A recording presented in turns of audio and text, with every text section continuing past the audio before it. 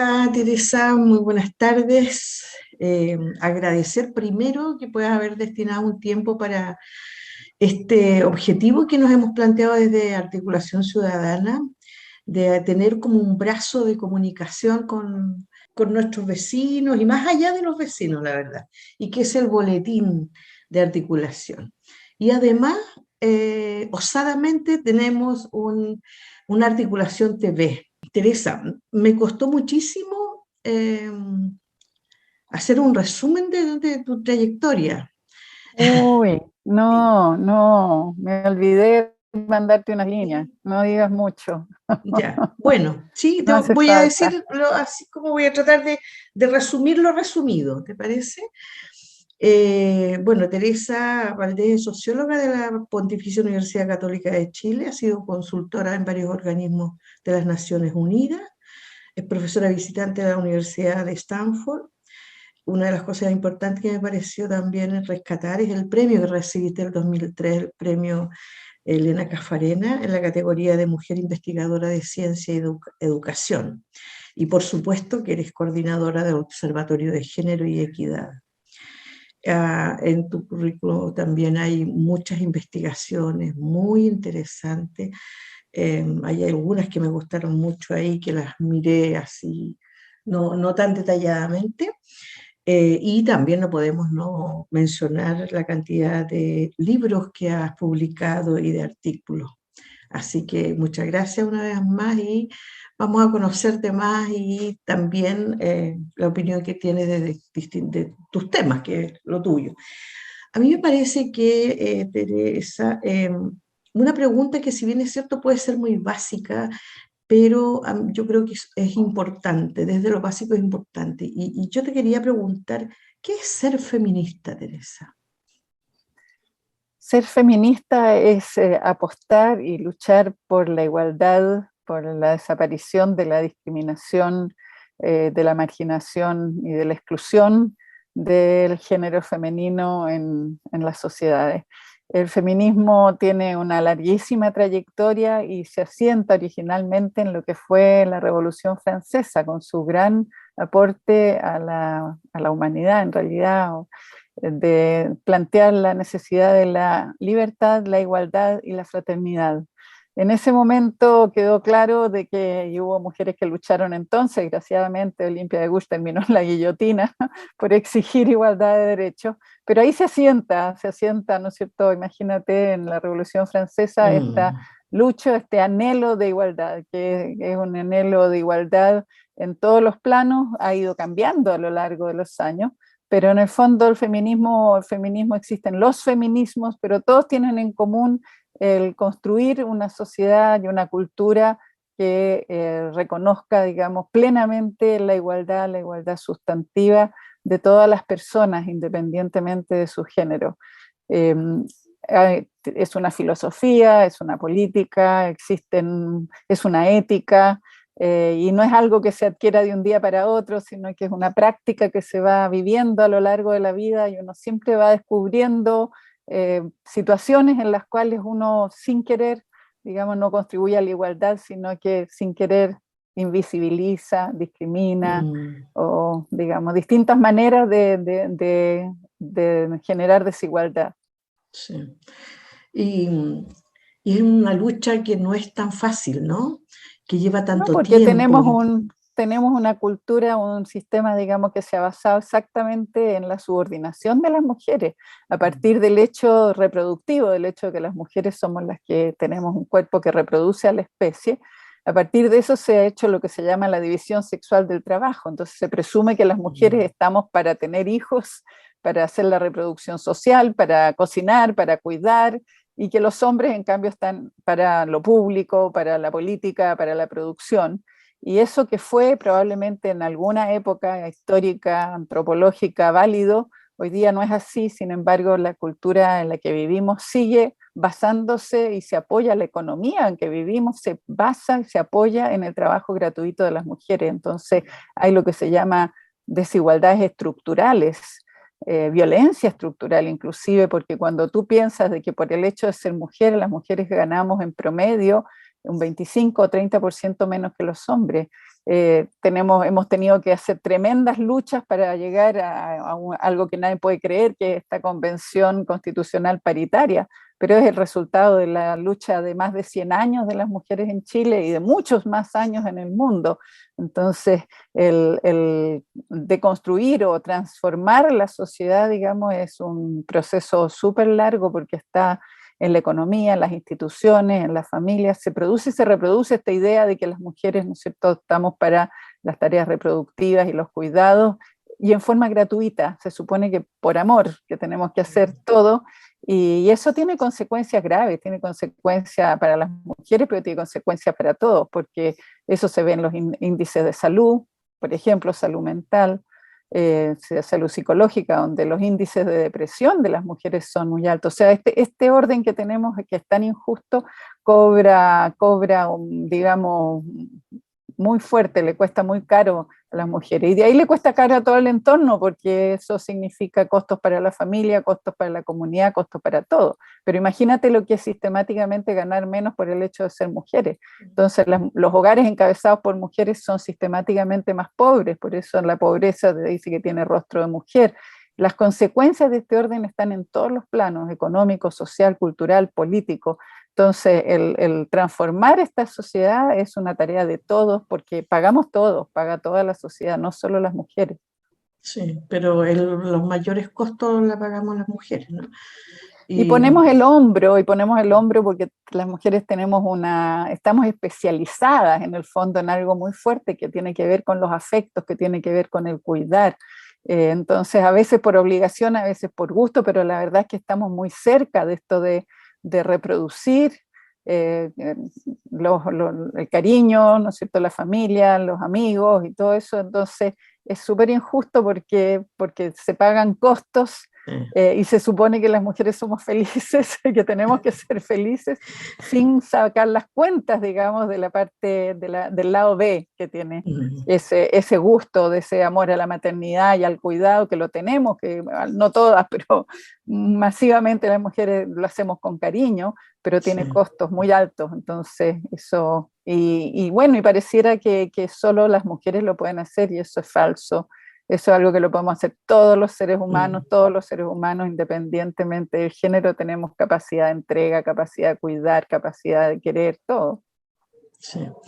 Yo, tú hablabas y pensaba en cómo tantos patrones que uno repite, ¿no? Porque de verdad que toda esta forma de cómo uno va avanzando como persona o va madurando o va estableciendo estas redes de relaciones sociales, de formar su familia, eh, uno la hace con los patrones que vio. Y Claro. desde eso tú lo haces vivencia y lo haces pensando en que está bien.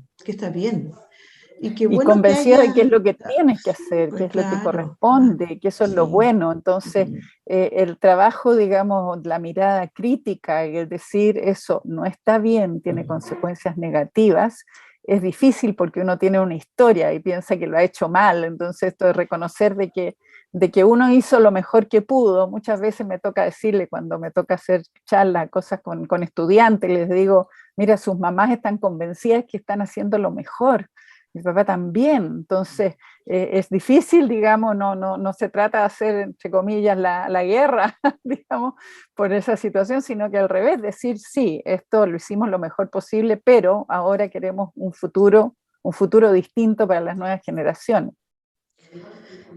Teresa,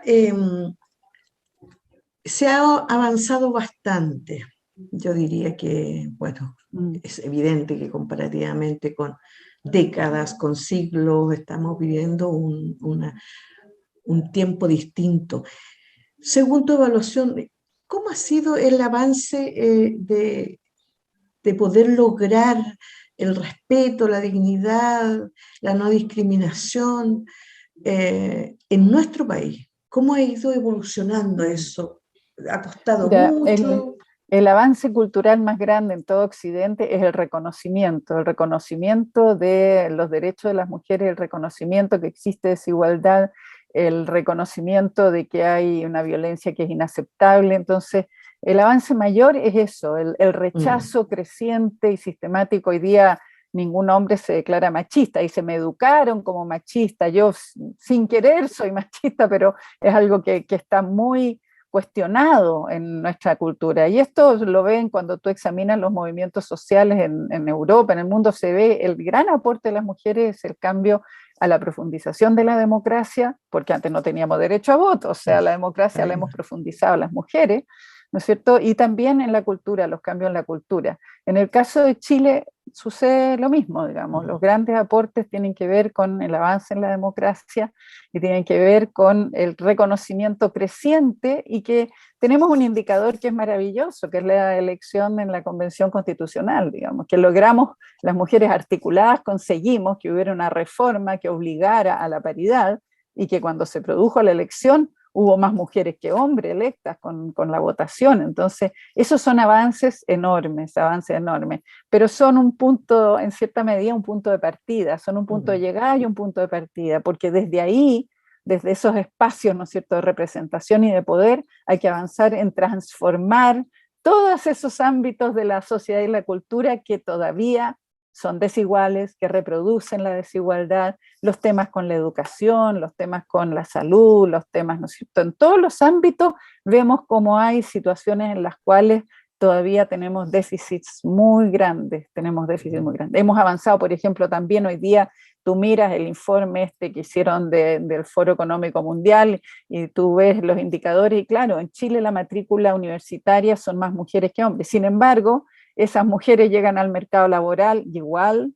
mayoritariamente ganan menos que los hombres, aunque hayan tenido un estupendo desempeño. Entonces, tenemos avances muy importantes. Hoy día los proyectos de vida, las jóvenes, las niñas tienen proyectos de vida que se visualizan con un abanico de posibilidades, y desarrollarse en todos los ámbitos, no solo, ¿no es cierto?, en los espacios de los afectos y los espacios domésticos, sino que en los espacios de la cultura, de la política, de la participación laboral, de la creación, etcétera. Entonces, esos son avances enormes, pero todavía tenemos estos déficits, porque todavía, digamos, hay muchos ámbitos en los que se reproduce la desigualdad.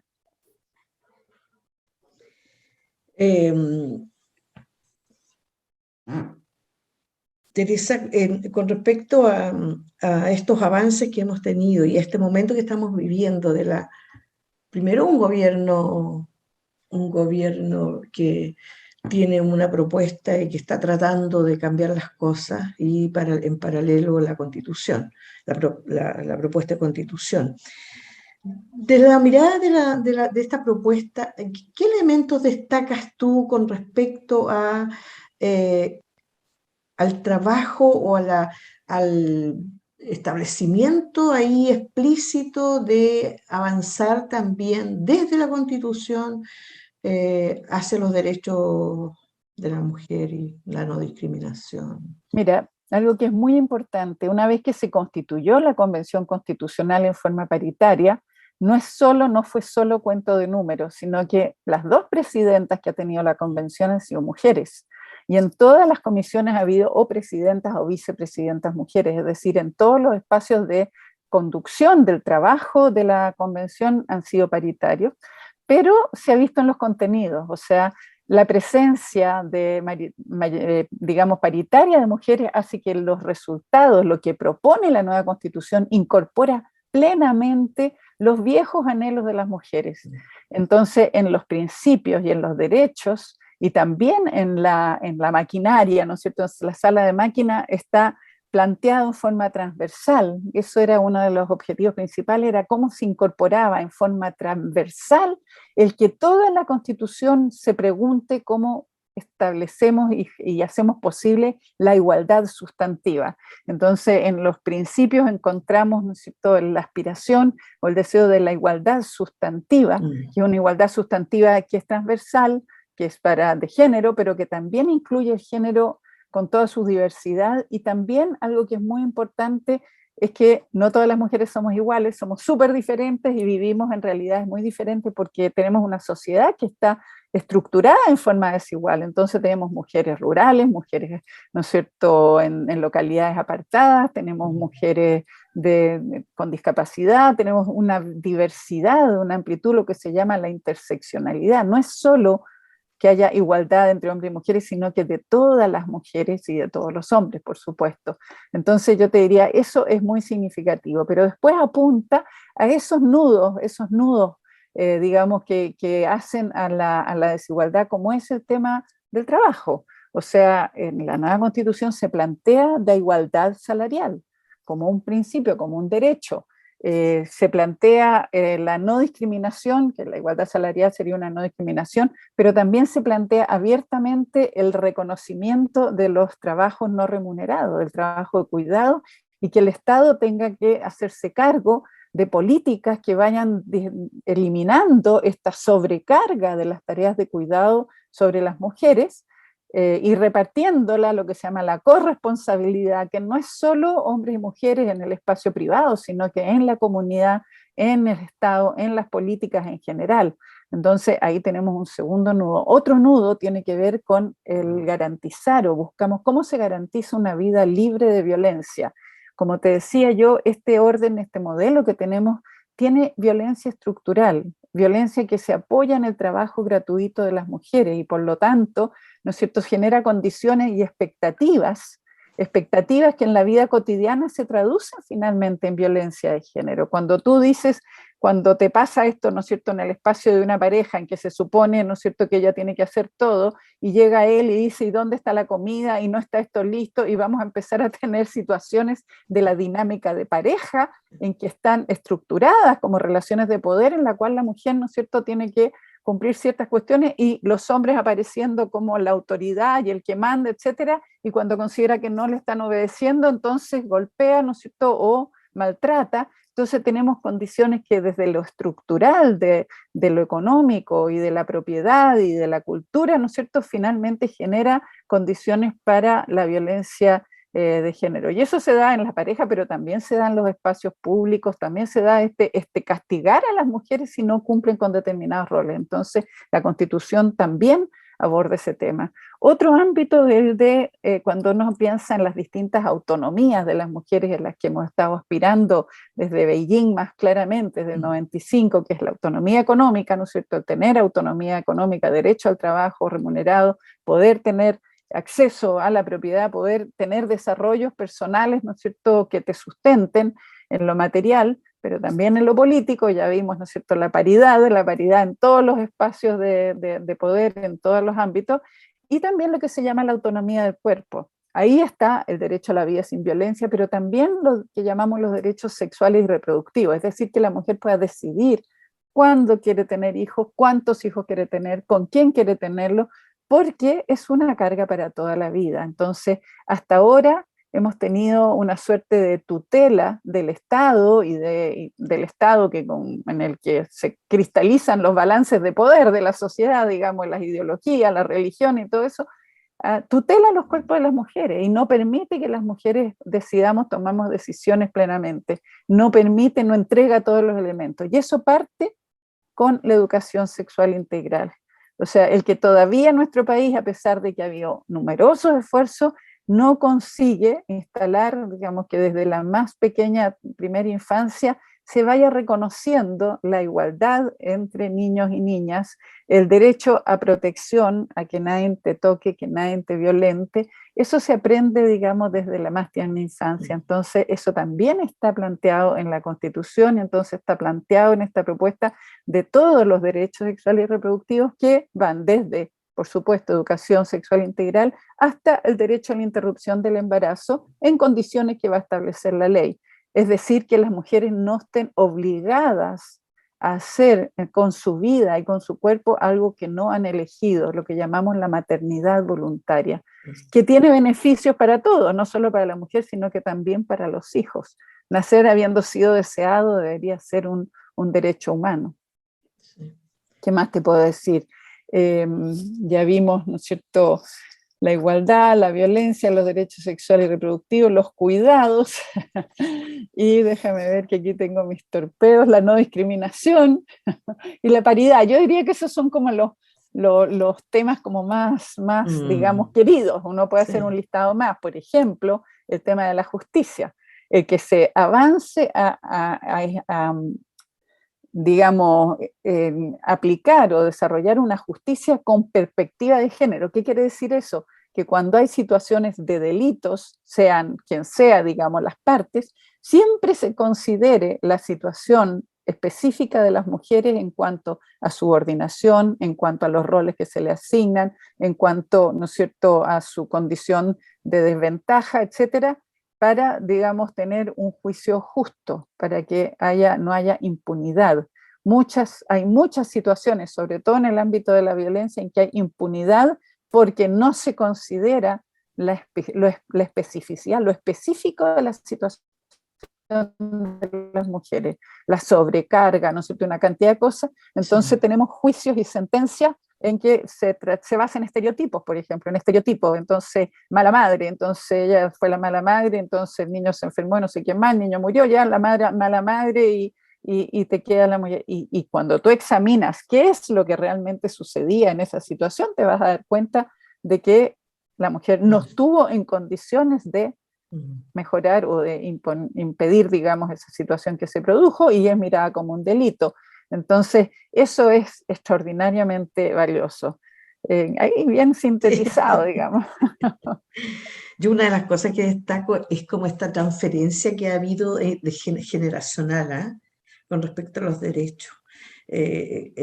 Sobre todo en las generaciones de uno, en que generosamente la juventud ha dado la lucha también, pero nosotros nos hemos imbuido y hemos integrado y hemos hecho nuestra también todas estas movilizaciones, estas ganas de luchar porque de verdad haya una vida mucho más placentera, mucho más feliz y mucho de más respeto con uno. Entonces ahí Claro. hay una dinámica muy interesante, muy cálida y que al menos yo creo que a muchas nos gusta eso. Me imagino las tesis donde habíamos de todas las edades. Es súper Oye, importante sí. porque de alguna manera, o sea, es curioso porque las jóvenes como que recogen la experiencia de las generaciones anteriores y después devuelven, ¿no es cierto?, a las generaciones anteriores a través de sus luchas y dicen, yo Mm. no quiero que mi mamá, no quiero que mis hijos, no quiero que, y entonces No quiero efectivamente hay repetir. esta solidaridad Sí, intergeneracional sí. y en la convención también se vio, digamos, porque habían distintas generaciones de convencionales. Teníamos la más joven de los convencionales, una mujer, ¿no es cierto? Una chica que fue dirigente estudiantil.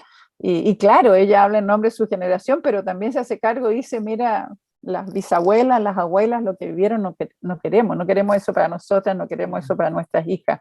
Entonces hay una solidaridad que es, digamos, así, intergeneracional, como Sí, muy dices tú. bonita.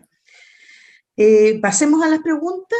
Eh, la primera pregunta es de Laura Gugán. Hola, soy Laura Bogán de la Coordinadora Vecinal de La Reina y quería preguntarte si, además del gabinete paritario del gobierno de Boric, visualizas en estos 5 meses de su gobierno otros elementos relevantes que muestren una clara intención de caminar hacia la eliminación de las desigualdades y discriminaciones que han sufrido históricamente las mujeres en Chile. Gracias. A ver, el gabinete paritario ya es una afirmación fundamental porque es el gabinete, son las subsecretarías, son las direcciones, son los equipos en los ministerios. No es solo, es más que el gabinete, eso es súper importante. De ahí, una vez que tú instalas equipos, una experta o una responsable de género en cada ministerio, se generan mesas y han estado funcionando en los distintos ministerios y también en forma interministerial para abordar temas específicos para avanzar en género, en igualdad, digamos, algunos que ya venían de antes y que están siendo revisados y otras que requieren muchísima más voluntad política. Mm, Entonces uno tiene que decir que el hecho de que tengamos a la ministra de la Mujer y la Equidad de Género en el equipo, digamos, político político. y que esté participando todos los lunes, ¿no es cierto?, en las reuniones del equipo político, es algo determinante de una voluntad de transformación. Y lo hemos visto, por ejemplo, en la forma en que el ministro de Hacienda ha incorporado los temas de género respecto de lo que ha sucedido con la pandemia, con lo que está sucediendo con los temas de la cesantía, con los temas de los cuidados, con los temas de la inflación. O sea, si tú te fijas, se entrega un paquete de medidas, ¿no es cierto? Y se amplía el postnatal, ¿no es cierto?, hasta septiembre, porque todavía estamos en situaciones de emergencia sanitaria. Entonces, es interesante porque ya tenemos evidencias, digamos, de que el estar en ese equipo, ¿no es cierto?, en el comité político en la moneda, es decir, con el ministro de Hacienda, tiene consecuencias, con un ministro de Hacienda que tiene una larga historia de sensibilidad hacia los temas de la igualdad. Mucha gente no sabe eso, pero el famoso PMG de género, ese programa de mejoramiento de la gestión de género que tiene el gobierno de Chile, el Estado de Chile, hace años, fue cuando el ministro de Hacienda actual era director de presupuesto y era ministra del Sename en ese tiempo, Adriana del Piano. Y esa fue una alianza y eso hace que Chile, ese programa ha sido celebrado y premiado, digamos, internacionalmente, porque obliga a que todos los organismos públicos definan metas anuales a cumplir para avanzar en materias de sus políticas, cómo van generando igualdad y cómo no generan desigualdad. Entonces, yo te diría que esas son señales súper claras, son muy pocos meses, pero uno ve que ese tipo de cosas ya tienen resultados. Esas ya tienen resultados. Los otros están en proceso y vamos a tener que ver cómo uno ve, digamos, que hay mucha comisión interministerial, uno ve que se han incorporado, digamos, temáticas, pero todavía no podemos ver los resultados. Y la segunda pregunta es de Camila Urbina. Hola Teresa, hola Benito. Aquí Camila Urbina de la red de apoyo mutuo del colectivo Plaza Las Campanas.